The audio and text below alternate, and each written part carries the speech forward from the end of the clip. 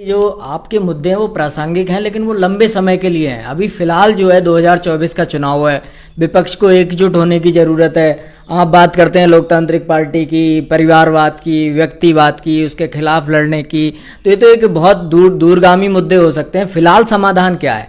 फिलहाल तो एकजुट होना चाहिए जो लोग हैं, ये प्रश्न लगातार उठता है, तो इस पर आपका क्या कहना है? देखिए, ये फिलहाल शब्द बड़ा खतरनाक शब्द है और ये फिलहाल 19 में कहा गया, फिलहाल जब जब सत्ता को बदलने की बात आई फिलहाल बात की गई, 19 में भी फिलहाल की बात की गई, 22 में भी फिलहाल की बात की गई, 24 में फिलहाल की भी बात की जा रही है। 19 से 24 कई साल हो गए, 5 साल होने जा रहे हैं, 5 साल बाद चुनाव होगा। हाँ, फिलहाल इनका चल रहा है। और इस देश में एक राष्ट्रीय स्तर की मजबूत पार्टी के रूप में भारतीय जनता पार्टी का उदय कब हो गया? 98 में हो गया, और कांग्रेस का तो 47 के पहले ही हो गया था। और जब इस देश के 90% लोगों को ये यकीन है, दृढ़ विश्वास है कि ये दोनों दल इस देश के मनवादी सवर्णवादी मानसिकता के दल हैं, इनसे जो देश की आम जनता है वो बहुत उम्मीद नहीं कर सकती। उसको शिक्षा, रोजगार, उसको जुडिशरी में ला करके, उसको तमाम विश्वविद्यालयों में तमाम पदों पर प्रतिनिधित्व दे करके ये किसी भी प्रकार से मजबूत नहीं करेंगे। कांग्रेस तो अब बना दी है अशोक गहलोत को, और इनको अभी वहाँ भी बैकवर्ड के ही हो गए। लेकिन इन घटनाओं के पहले अगर आप देखिए, बीजेपी के उदय के पहले, तो कहीं भी बैकवर्ड और दलित इनका शायद ऐसे इक्के दुक्के कोई मुख्यमंत्री हुए हों पूरे 50-60 साल के इनके राजनीतिक इतिहास में। तो वही चरित्र भारतीय जनता पार्टी का है। तो जब दोनों का चरित्र एक है तो आपको दोनों के विकल्प में एक राष्ट्रीय स्तर का लोकतांत्रिक पार्टी बनाना पड़ेगा ना। और हाई कास्ट हिंदूज में तो गिनी चुनी जातियां हैं, 4-5 जातियां हैं, वो अपने में बदलाव कर ले रहे हैं। और आप में तो सैकड़ों जातियां हैं, तो सैकड़ों जातियों में तो आपको तो कायदे से 2-2 साल में ही राष्ट्रीय अध्यक्ष बदल देना चाहिए।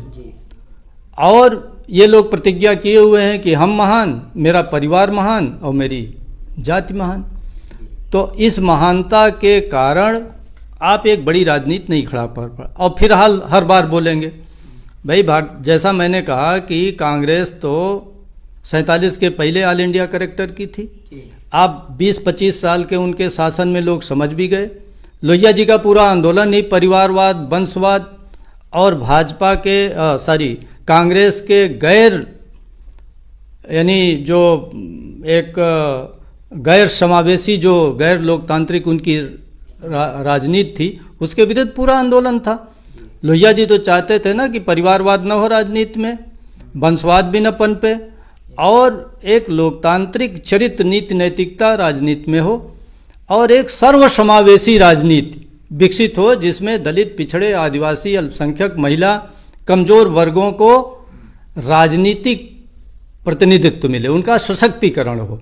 और राजनीतिक प्रतिनिधित्व तो यह है कि भाई उनको नेतृत्व मिले, नेतृत्व मिलेगा तो खुद कर लेंगे ना वो अपना। इसीलिए लोहिया जी ने तमाम राजनेता इनके बीच से पैदा किए। लेकिन दुर्भाग्य ये रहा कि लोहिया के चेले समाजवाद के नाम पर अब व्यक्तिवाद, परिवारवाद और जातिवाद स्थापित कर रहे हैं। तो ये फिलहाल कब तक चलेगा? कोई ये बता देना कि फिलहाल ये अल्प विराम ही लगता रहेगा कि इस पर पूर्ण विराम भी कभी लगाओगे। जिनकी पार्टियां बन चुकी हैं वो हरदम कहते हैं भाई फिलहाल ये कर लो, आगे देखेंगे। अरे देखोगे कब? तुम्हारे बीच से तो विमर्श भी नहीं पैदा हो रहा है ना। क्यों? जो सत्तारूढ़ जातियों के लोग हैं, उनके जो पढ़े लिखे लोग हैं, या सोशल मीडिया पर जो सक्रिय लोग हैं, जो तमाम मंचों पर जोर जोर भाषण दे रहे हैं उच्च स्वर में, हाँ, तमाम इतिहास पुराण की व्याख्या कर रहे हैं, क्या कभी उनके मुंह से आपने सुना कि हम लोगों के पतन का मूल कारण है कि हम लोगों के बीच व्यक्तिवादी, परिवारवादी, जातिवादी राजनीति पनप रही है? कभी सुना नहीं। तो विमर्श भी नहीं करना चाहते, और जब चुनाव आ जाएगा तो कहेंगे भाई देखो फिलहाल तो हाँ, इनको ध्वस्त कर दीजिए, इनको परास्त कर दीजिए, इनको सत्ता से हटा दीजिए, आगे देखेंगे। कब देखोगे भाई? कब देखोगे? बसपा तो 84 में बनी, आज कई साल हो गया? 38 साल हो गया। कब देखेंगे भाई?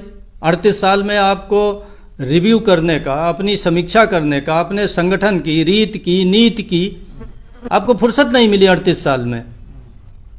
आरजेडी भी बनी है 98-99 में, लगभग 25-26 साल उसको भी हो गया, फुर्सत ही नहीं मिली।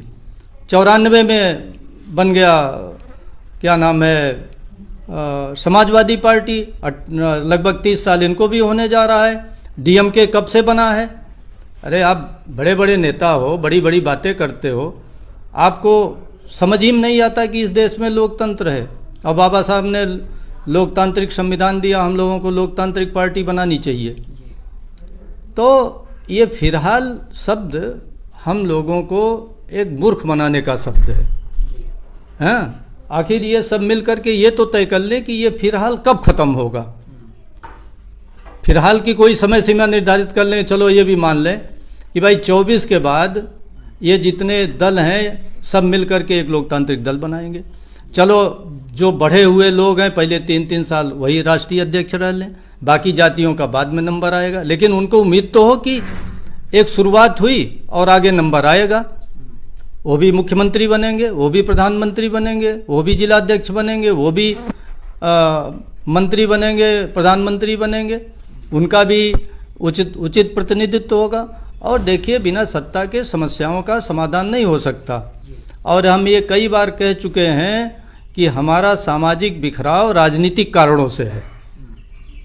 हम समाज में बिखरे हैं, इसलिए राजनीति अलग अलग है, ये बात नहीं है, बल्कि हम राजनीति में अलग हैं, इसलिए अब सामाजिक रूप से भी हम लोग बिखर रहे हैं। अन्यथा समाज में कहीं बिखराव आपको नज़र आता है? दलित पिछड़ों में कहीं लड़ाई है, कहीं संघर्ष है, कहीं टकराव है? कहीं नहीं है। लेकिन राजनीति में प्रत्येक जाति एक दूसरे से वो लड़ रही है। राजनीति में लड़ रही है कि नहीं लड़ रही है? तो हमारी राजनीतिक जो लड़ाई है वो हमारे बीच सामाजिक बिखराव पैदा कर रही है।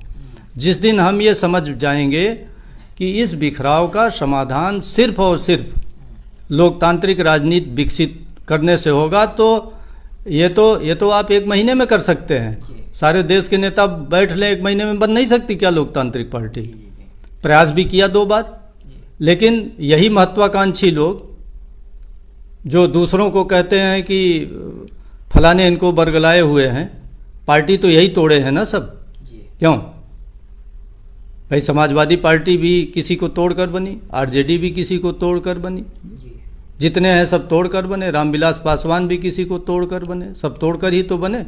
अन्यथा एक बार जनता पार्टी और वो दूसरा जो जनता दल, दोनों तो बने ही थे ना। तो फिलहाल की राजनीति समाप्त करके हमको अस्थाई समाधान ढूंढना पड़ेगा। और फिलहाल एक मूर्ख बनाने का शब्द है। तो सर, आपका जो पूरा विमर्श है लोकतांत्रिक पार्टी को लेकर है, आप व्यक्तिवाद के विरुद्ध हैं, आप जातिवाद के विरुद्ध हैं, आप परिवारवाद के विरुद्ध हैं, जो परिवार राजनीति पर कब्जा जमाए बैठे हैं। तो क्या ये जो मुद्दे हैं इनके समाधान होने से क्या भारतीय राजनीति के सारे समाधान हो जाएंगे? आपको क्या लगता है? इस पर कई बार प्रश्न उठते हैं, क्या आपके इस एक मुद्दे पर बात करने से सारे समाधान हो जाएंगे? अब इसको एक प्रति प्रश्न मैं कर सकता हूं कि बीजेपी से लोग क्यों नाराज हैं? क्योंकि बीजेपी सत्ता में है और सत्ता में बहुत ताकत है। सत्ता के पास बजट कितना है? 40,000 करोड़ का बजट है। 40 लाख करोड़, हजार नहीं, 40 लाख करोड़ का बजट केंद्र सरकार का है। और प्रदेशों का भी किसी का 5 लाख करोड़ का, किसी 3 लाख करोड़, किसी का 2 लाख करोड़, किसी का 1 लाख करोड़, इतना बजट है। और सत्ता ही इस देश में समाज के नियमन की, अर्थव्यवस्था के नियमन की, स्वास्थ्य, तमाम फील्ड में, एजुकेशन, सब जगह वो नीति बनाती है, नियम बनाती है, कानून बनाती है, उसको क्रियान्वित करती है। आप इसीलिए तो जनहित में इनकी व्यवस्थाएं नहीं चल रही, इसीलिए तो सब नाराज हैं। तो नाराज किससे हैं? ये नाराज एक सत्तारूढ़ पार्टी से है। और सत्तारूढ़ पार्टी है क्या? एक राजनीतिक दल है। तो जब राजनीतिक दल सारी समस्याएं पैदा कर रही है तो उसका समाधान कहाँ से होगा? समाधान भी तो उसी सत्ता से होगा ना। तो अगर आप व्यक्तिवाद परिवारवाद छोड़कर एक लोकतांत्रिक पार्टी बनाते हैं तो पूरे देश की एक राष्ट्रीय पार्टी बनेगी और आप आराम से सत्ता में हर 5 साल बाद आ सकते हैं। ऐसी नीतियां बना दें कि फिर उसमें परिवर्तन कोई दूसरा मतलब कर भी ना पाए, उसमें कर भी ना पाए।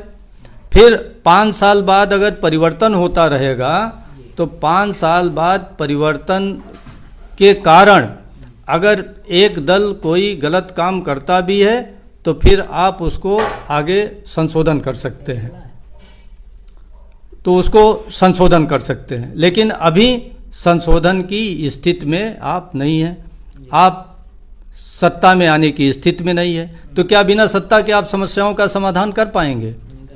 और सत्ता मिल क्यों नहीं रही है? सत्ता क्यों नहीं मिल रही है? सत्ता इसीलिए नहीं मिल रही है कि सत्ता पाने लायक आपका राजनीतिक दल और संगठन नहीं है। तो जब आपका राजनीतिक भाई सत्ता से समाधान होगा और सत्ता में आने लायक आपका राजनीतिक दल नहीं है तो आलोचना किसकी होगी? आलोचना तो राजनीतिक दल की ही होगी ना, क्योंकि सत्ता में आने तक बाधक कौन है? यही राजनीतिक दल बाधक हैं। और राजनीतिक दल बाधक क्यों हैं? क्योंकि ये व्यक्तिवाद परिवारवाद जातिवाद की राजनीति कर रहे हैं, जिसके कारण क्षेत्रीय दल बन रहे हैं। और जैसे जितने दल हैं पूरे देश में, उनकी अपने प्रांत के बाहर कहीं औकात है? कोई छिटपुट छोड़ दीजिए, कहीं औकात है किसी की? तो कैसे ये राष्ट्रीय राजनीति करेंगे? और बिना राष्ट्रीय राजनीति के सत्ता नहीं मिलेगी और बिना सत्ता के समाधान नहीं होगा। अगर सत्ता से समाधान नहीं होता तो बीजेपी से नाराज क्यों हो भाई? क्यों उम्मीद कर रहे हो? तब तो सामाजिक क्रांति कर लो, आर्थिक क्रांति कर लो, सब अपने निजी संसाधन से शिक्षा पैदा करो, रोजगार पैदा करो। क्यों सरकार की ओर देख रहे हो? क्योंकि सरकार की नीतियां आपके जीवन के हर अंग को व्यापक तौर पर और गहरे तौर पर प्रभावित करती है, नियंत्रित करती हैं, संचालित करती हैं, प्रेरित करती हैं। आप उससे अलग हट करके अपना विकास नहीं कर सकते। इसलिए हम कहते हैं कि अगर हम लोगों के बीच से व्यक्तिवाद परिवारवाद जातिवाद समाप्त हो जाए तो हमारी समस्या का समाधान हो जाए, क्योंकि हम सत्ता पर बहुत जल्दी पहुंच जाएं।